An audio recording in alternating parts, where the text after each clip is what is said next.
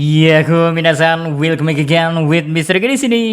Belum usai memang perjalanan kru topi jerami di pulau masa depan atau pulau Egghead, tempat dari orang paling jenius. Siapa lagi kalau bukan Dr. Vegapunk. Namun meski baru sedikit yang diperlihatkan ke kita semua tentang penemuan-penemuan baru dari Dr. Vegapunk, rasanya menarik kalau kita bahas penemuan-penemuan apa saja yang cukup menyita perhatian kita semua di awal arc Egghead ini dimulai. Soalnya walau arc Egghead ini belum mencapai puncak klimaksnya, akan tetapi udah banyak penemuan-penemuan Dr. Vegapunk yang dimunculkan di sini guys, sehingga menjadi menarik buat kita semua bahas one by one. So, tanpa perlu banyak basa-basi lagi, kita langsung aja ke kontennya, ge. Let's go! Di posisi pertama tentunya aja bakalan diisi oleh Seraphim. Iya, upgrade atau pengembangan dari Pacifista ke tingkat yang berbeda emang udah disiapkan sejak lama oleh Dr. Vegapunk. Buktinya aja sang Admiral Fujitora begitu yakin kalau ciptaan Dr. Vegapunk nantinya bisa menggantikan sistem Shichibukai yang diisi oleh bajak laut hebat. Padahal saat mengatakannya pertama kali ke Admiral Green Bull, kita semua pastinya belum ada gambaran sama sekali bakalan seperti apa wujud yang dipersiapkan untuk menggantikan para bajak laut hebat yang kemampuannya udah jelas terbukti dan bisa berkontribusi jika sewaktu-waktu dibutuhkan oleh angkatan laut. Nah, yang menarik sebenarnya adalah konsep menggantikan yang dipilih Oda Sensei ya sebenarnya cukup unik. Dimana pada dasarnya karena Seraphim ini mengambil wujud dari para mantan Shichibukai ini sendiri ya. Secara penampilan mereka terlihat serupa walau emang punya perbedaan pada tinggi dan warna kulit. Karena perlu digarisbawahi, apa yang membuat mereka para Seraphim ini cukup spesial yaitu DNA ras Lunarian yang emang mengalir pada setiap Seraphim. Belum lagi ditambah dengan keberhasilan Dr. Vegapunk untuk membuat buah iblis artifisial, Seraphim memang makin terlihat semakin berbahaya. Soalnya kalau dipikir-pikir lagi, kombinasi line efektor ras Lunarian ditambah buah iblis buatan yang bisa disesuaikan kemampuannya membuat Seraphim menjadi pasukan super komplit yang mau gak mau harus diakui kekuatannya guys.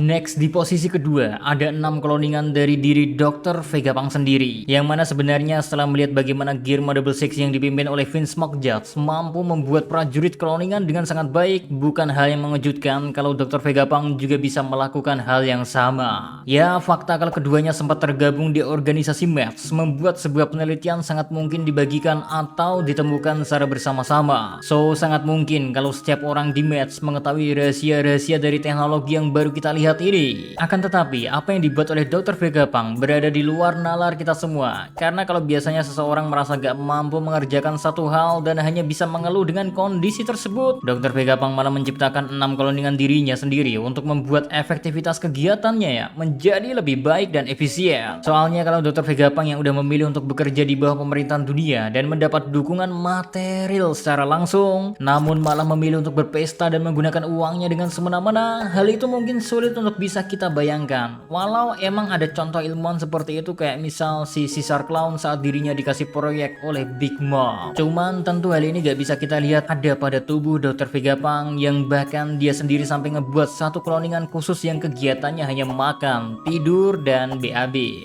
Padahal ketiga kegiatan tersebut bisa kita anggap sebagai nikmatnya dunia. But Dr. Vegapunk malah berpikiran hal sebaliknya karena dia menganggap tidur ya, makan, dan buang air sebagai kegiatan yang membuang-buang waktu. Jadi daripada dia melakukan hal itu secara langsung, alangkah baiknya ada satu cloningan khusus yang memang ditugaskan untuk melakukan hal itu dan sisa cloningan lainnya bisa fokus terhadap proyeknya masing-masing.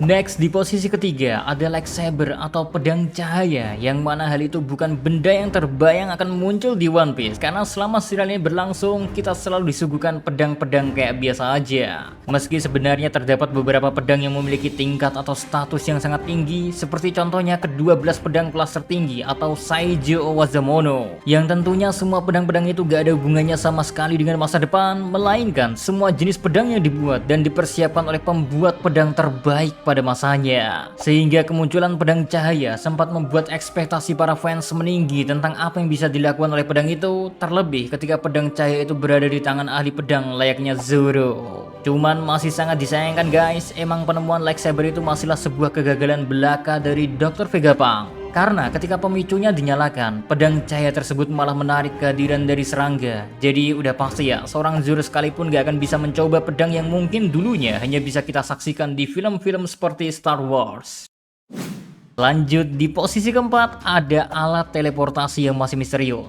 Emang yang satu ini masih belum jelas nama alat dan kemampuannya itu sendiri. Tapi dari apa yang kita lihat ketika Dr. Vegapunk berpindah dari satu tempat ke tempat lain dalam waktu singkat, di mana pada awalnya ya Dr. Vegapunk kita ketahui sedang bersama kelompok Luffy, namun tiba-tiba dia terlihat berada bersama Shaka dan kelompok Sanji yang ada di sana. Nah, dari situ kita tahu kalau Dr. Vegapunk emang sedang mengembangkan alat yang memungkinkan dirinya untuk berpindah dari suatu tempat ke tempat lain, atau mungkin simpelnya ya kita bilang teleportasi aja kali ya. Soalnya kalau diingat-ingat emang waktu pertemuan awal Dr. Vegapunk sama kelompok Luffy aja, dia bilang kalau dia baru aja mencoba menggunakan kemampuan tersebut meskipun emang terkadang masih gagal karena lokasi tujuannya mungkin keliru atau nggak tepat. Tapi yang pasti guys, kemampuan berpindah dari satu tempat ke tempat lainnya emang bukan lagi pemandangan yang asing di dunia One Piece.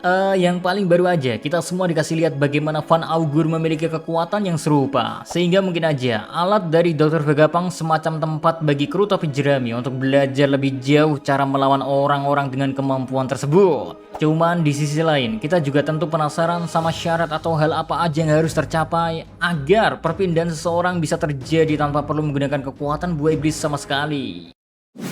And last, kita juga disuguhkan teknologi bernama Frontier Dome, dimana gak cuma di dunia nyata saja serangan udara sudah ada pelindungnya. Soalnya Dr. Vegapunk juga ternyata sudah menyiapkan serangan anti udara bernama Frontier Dome, yang mana terlihat hanya seperti ada dua garis di antara langit sebelum lap pass. Akan tetapi siapapun yang mencoba melewati atau bahkan hanya menyentuh garis pertamanya aja bakalan langsung diserang oleh serangan laser. Maka dari itu hal ini tentu menjadi menarik mengingat salah satu kemampuan khas anggota Silverpole adalah kemampuan seperti Sanji yang seperti bisa berjalan di udara. Namun berkat adanya teknologi yang udah diciptakan oleh Dr. Vegapunk, anggota CP0 sekalipun bakalan kesusahan oleh tindakan pencegahan yang emang udah dipersiapkan terlebih dahulu oleh Dr. Vegapunk guys.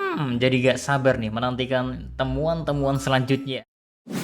Well, itu tadi 5 teknologi-teknologi yang kalau menurut Mystery sendiri ya paling mencolok di antara yang lain. Meskipun emang masih banyak sebenarnya yang udah dikasih lihat ke kita semua, kayak semisal hologram atau bahkan pintu otomatis dan masih banyak lagi tentunya. Belum lagi nantinya ya, ketika menuju ke puncak dari Arc Egghead sendiri, pastinya kita bakalan dikasih sesuatu yang lebih gila lagi. Karena di momen itu pertarungan akan menjadi semakin memanas dan teknologi-teknologi yang bakalan berguna pastinya dikasih lihat di momen-momen seperti itu. So, kayaknya kita tunggu aja lagi teknologi-teknologi apa saja yang udah berhasil disiapkan oleh Dr. Vegapunk dan keenam cloningannya itu.